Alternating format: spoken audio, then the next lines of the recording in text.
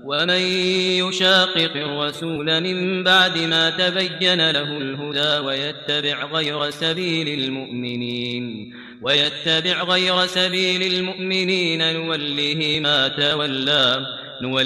ما تولى ونصله جهنم وساءت مصيرا.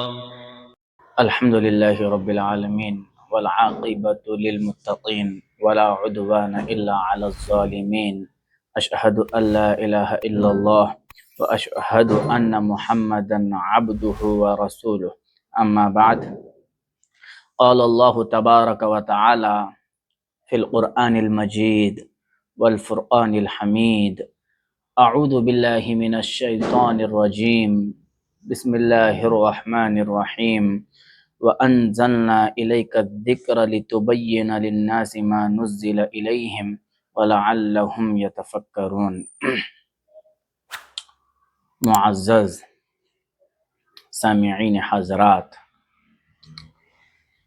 گزشتہ درس میں سنت مبارکہ اور جماعت پر روشنی ڈالی گئی تھی۔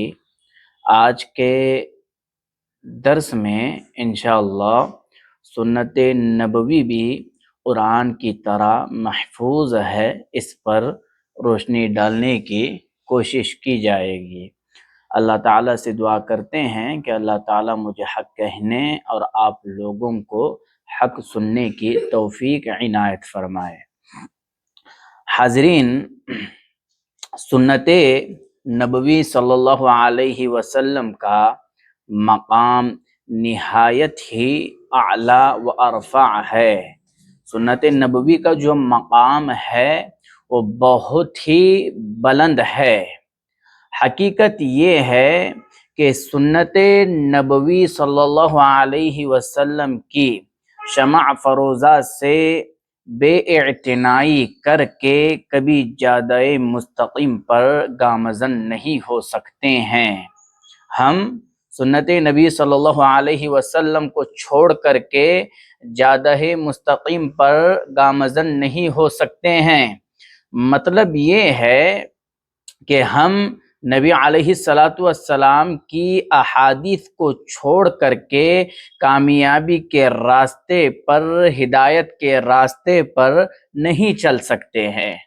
اب کوئی شخص یہ کہے کہ مجھے ہدایت کے لیے صرف قرآن مجید کافی ہے، قرآن مجید ہی میرے لیے ہدایت کے لیے، صحیح راستے کے لیے، صحیح چیزوں پر عمل کرنے کے لیے، اسلام پر عمل کرنے کے لیے قرآن مجید ہی کافی ہے، وہ یہ کہہ کر کے احادیث مبارکہ کو ترک کر دیتا ہے، چھوڑ دیتا ہے، تو وہ سخت غلطی پر اور سراسر گمراہی کا موجب ہے۔ کیونکہ قرآن مجید کی تعلیمات اور نبی علیہ السلام کی تعلیمات دونوں ایک ہی ہے، الگ نہیں ہے، متضاد اپوزٹ نہیں ہے۔ دونوں کی تعلیمات پر عمل کر کے ہی انسان ہدایت اور کامیابی کے راستے پر چل سکتا ہے۔ اللہ کے نبی علیہ السلام نے جو کچھ کہا، جو کچھ فرمایا، یہ کچھ اپنی جانب سے نہیں تھا۔ جو کچھ نبی علیہ السلام نے اپنی زندگی میں کیا ہے یہ اپنے جانب سے نہیں، قرآن مجید خود اس بات کی شہادت دیتا ہے۔ اللہ تعالیٰ نے سورہ نجم آیت نمبر 3 کے اندر کہا وَمَا يَنْطِقُ عَنِ الْهَوَىٰ إِنْ هُوَ إِلَّا وَحْيٌ يُوحَىٰ۔ اللہ کے نبی علیہ السلام پر جو وحی کی جاتی تھی، نبی علیہ السلام اپنی خواہشات سے کچھ کرتے تھے نہ کچھ کہتے تھے۔ رب العالمین کی جانب سے جو وحی کی جاتی تھی وہی نبی علیہ السلام کہتے تھے، کرتے تھے۔ اور نبی علیہ السلام نے 22 سال 5 مہینے 22 دن صحابہ کرام رضوان اللہ علیہم اجمعین کو دین سکھاتے رہے ہیں، اور جو باتیں نبی علیہ السلام نے کہی وہ دین بن گیا۔ جو چیزیں صحابہ کرام رضوان اللہ علیہم اجمعین کو نبی علیہ السلام نے سکھایا ہے وہ دین بن گیا، اور جن باتوں سے روکا ہے وہ دین بن گیا، اور جن چیزوں پر نبی علیہ الصلوۃ والسلام خاموش رہے ہیں وہ دین بن گیا ہے۔ دین اسی چیز کا نام ہے جس کے ساتھ اللہ اور اس کے رسول صلی اللہ علیہ وسلم کا حوالہ ہو، اس کے ساتھ صحابہ کرام رضوان اللہ علیہم اجمعین کا طریقہ ہو، وہی حوالے معتبر ہے اور وہی چیزیں دین کا حصہ ہے۔ معزز سامعین، سنت نبوی بھی قرآن مجید کی طرح محفوظ ہے۔ آپ اس عنوان کو جو دہلی سے ترجمان 15 روزہ ترجمان جو چھپتا ہے جلد نمبر 44 اور شمارہ نمبر 8 میں، اس عنوان کو آپ تفصیل کے ساتھ پڑھ سکتے ہیں۔ مختصر طور پر میں آپ لوگوں کے سامنے روشنی ڈالنے کی کوشش کرتا ہوں۔ اللہ تعالیٰ نے سورۃ النحل آیت نمبر 44 کے اندر کہا وَأَنزَلْنَا إِلَيْكَ الذِّكْرَ لِتُبَيِّنَ لِلنَّاسِ مَا نُزِّلَ إِلَيْهِمْ وَلَعَلَّهُمْ يَتَفَكَّرُونَ، اور ہم نے آپ پر یہ ذکر اتارا ہے تاکہ آپ لوگوں کو اس کے احکام کھول کر بیان کر دے جو ان کی طرف بھیجے گئے ہیں۔ معزز سامعین، اس آیت کریمہ میں ذکر سے کیا مراد ہے اس میں اختلاف ہوا ہے، لیکن لفظ ذکر کی صحیح تعبیر، صحیح معنی جو ہے وہ یہ کہ رسول اللہ صلی اللہ علیہ وسلم پر ہر اتاری جانے والی وحی، یعنی اس سے مراد کتاب و سنت ہے۔ اگر اس آیت کریمہ سے صرف لفظ ذکر سے قرآن مجید کو مراد لیں تو رب العالمین کا جو دوسرا فرمان ہے سورۃ الحجر آیت نمبر 9 کے اندر رب العالمین نے کہا اِنَّا نَحْنُ نَزَّلْنَا الذِّكْرَ وَإِنَّا لَهُ لَحَافِظُونَ، ہم ہی نے اس کو اتارا ہے اور ہم ہی اس کے محافظ ہے۔ اس آیت کریمہ کی روح سے اگر دیکھیں تو سنت نبوی جو ہے غیر محفوظ قرار دے دی جائے گی، اور ایسا کرنے سے اسلام کے اندر بہت ہی خطرناک تباہی و بربادی مچ جائے گی۔ سنت اسلام پر جھوٹ باندھنے والوں کے لیے، باطل پرستوں کے لیے، فرقہ پرستوں کے لیے، شخصیت پرستی میں ڈوبے ہوئے لوگوں کے لیے کیا ہے، فساد تباہی کے جو راستے ہیں وہ راستے ہموار ہو جائیں گے۔ اسی لیے لفظ ذکر سے جو مراد ہے کیا ہے، کتاب و سنت ہی مراد ہے، اور یہی درست بات ہے۔ میرے بھائیوں، یہ جو سوچ ہے، یہ جو گندی سوچ، وہی شخص اپنے اندر جنم دے سکتا ہے جو دلائل کا منکر ہے۔ جس طرح سے قرآن مجید محفوظ ہے اسی طرح سے احادیث مبارکہ بھی محفوظ ہے، اور ان دونوں کا ذمہ دار کون ہے؟ ان دونوں کی حفاظت کا ذمہ دار خود رب العالمین نے اپنے ذمے لیا ہوا ہے۔ تو اس میں کسی طرح کا بگاڑ، اس میں کسی طرح کا فساد نہیں برپا ہوگا۔ اسی لیے آپ دیکھیں سلف صالحین کے آپ اقوال پڑھیں۔ عبداللہ بن مبارک رحمہ اللہ سے کسی نے پوچھا هذه الاحادیث الموضوعہ، ان موضوع احادیث کا کیا ہوگا؟ مطلب یہ کہ جو چیزیں دین کا حصہ نہیں ہے ان چیزوں کو دین کے نام پر دین کا حصہ بنا کر کے پیش کرنا، جھوٹی باتیں، موضوع مطلب من گھڑت باتوں کو بنا کر کے ان کو عوام الناس کے سامنے پیش کرنا اور کہنا کہ یہ دین کا حصہ ہے۔ تو عبداللہ بن مبارک رحمہ اللہ سے اسی کے بارے میں پوچھا جاتا ہے تو ان موضوع احادیث کا کیا ہوگا؟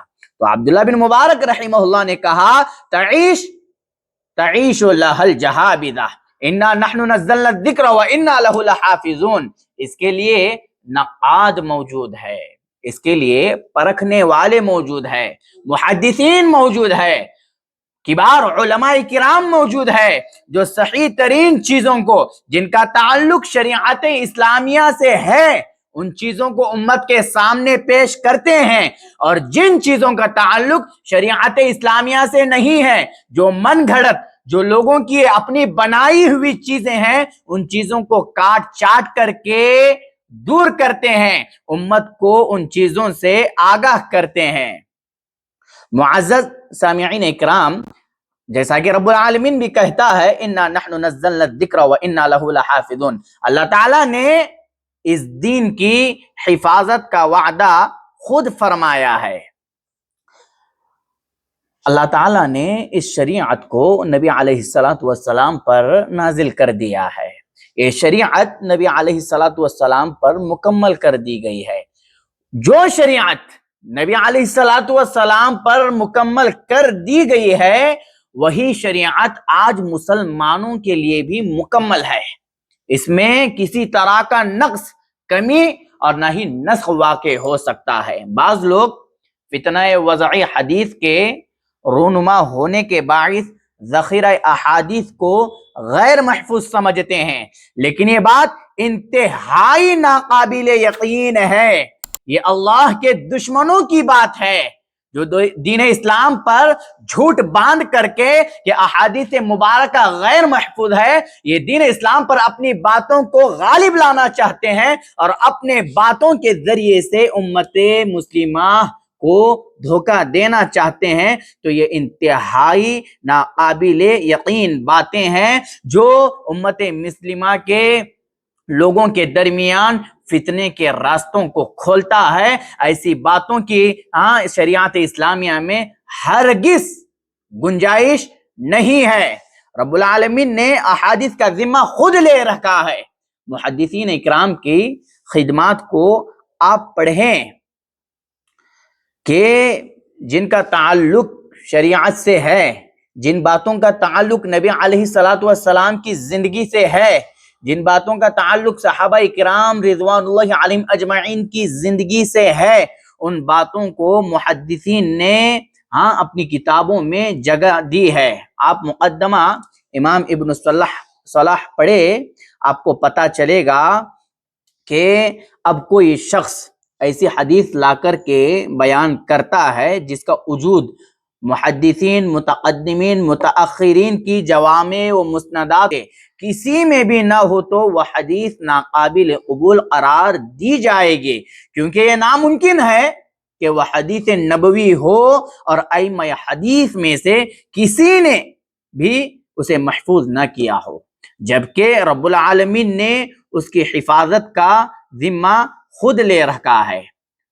اور امام سفیان ثوری رحمہ اللہ کا بہت ہی معروف و مشہور قول ہے کہ آپ رحمہ اللہ نے کہا ما ستر اللہ عز وجل احدا یکذب فی الحدیث، یعنی اگر کوئی شخص گھر کی چار دیواری کے اندر بھی حدیث کے بارے میں جھوٹ بولتا ہے تو اللہ تعالیٰ اس کو بھی ضرور ظاہر قرار دے گا۔ اور آپ رحمہ اللہ کا ہی ایک اور قول ہے، کہا کہ الملائکۃ حراس السماء واصحاب الحدیث حراس الارض، یہ فرشتے جو ہے یہ آسمان کے نگہبان ہے اور محدثین یہ زمین کے نگہبان ہے۔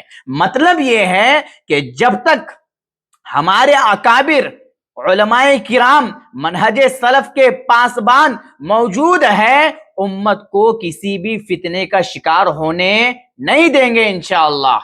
ہمارے علماء کرام، ہمارے اکابر علماء کرام قدم قدم پر امت اسلام کی رہنمائی کرتے رہیں گے، اور یہ اہل الحدیث کا ہی شیوا ہے۔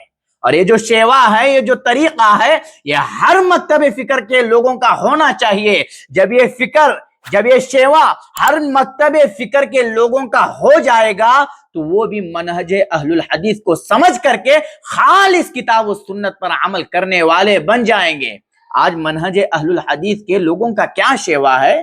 وہ شیوا یہ ہے کہ ہمارے کسی بھی فرد کو آپ دیکھیں، جب کوئی شخص کوئی بات کہتا ہے، اس کے دل میں کھٹکنے لگتی ہے تو وہ اس بات کے تعلق پوچھتا ہے، معلومات حاصل کرتا ہے۔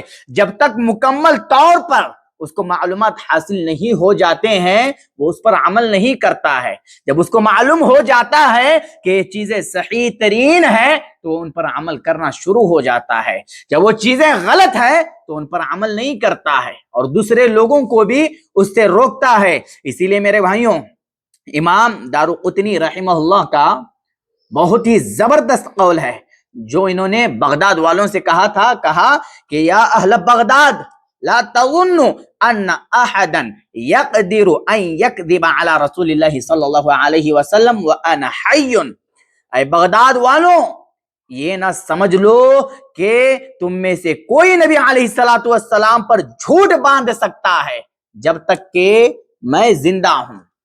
بالکل اس قول کو آج ہمارے اکابر علماء کرام کے اوپر فٹ کیا جا سکتا ہے کہ ہمارے معزز علماء کرام جب جب امت مسلمہ میں فتنے رونما ہوتے ہیں تو سب سے پہلے اس کا قلع کما کرنے والے منہج اہل الحدیث کے مسند و معتبر علماء کرام ہے. امت کو صحیح باتوں کی طرف رہنمائی کرتے ہیں اور غلط جو بیانی ہیں ان چیزوں سے امت مسلمہ کو روکتے ہیں. اور جب جب اسلام میں رخنا اندازی کرنے کی یا بگاڑ پیدا کرنے کی کوششیں کی گئی ہے احادیث مبارکہ کو لے کر کے کہ احادیث مبارکہ غیر محفوظ ہے، تو ماہرین سنت نے دودھ کا دودھ پانی کا پانی نکھار کر کے الگ کر دیا ہے. تو اسی لیے میرے بھائیوں یہ جو شکوک، یہ جو شبہات، یہ جو خدشات وہی شخص اپنے اندر پالتا ہے جو عقل سے کورا ہے. جس کے پاس عقل ہی نہیں ہے وہی شخص ایسے بیہودہ اور غلط قسم کے خدشات اپنے اندر جنم دیتا ہے کہ احادیث مبارکہ غیر محفوظ ہے. اللہ تعالیٰ نے تو اس دین اسلام کی حفاظت کا وعدہ فرمایا ہے اور قیامت تک یہ سلسلہ جاری رہے گا. اسی لیے اس بات کو خلاصے کے طور پر میرے بھائیوں ماننا واجب ہے.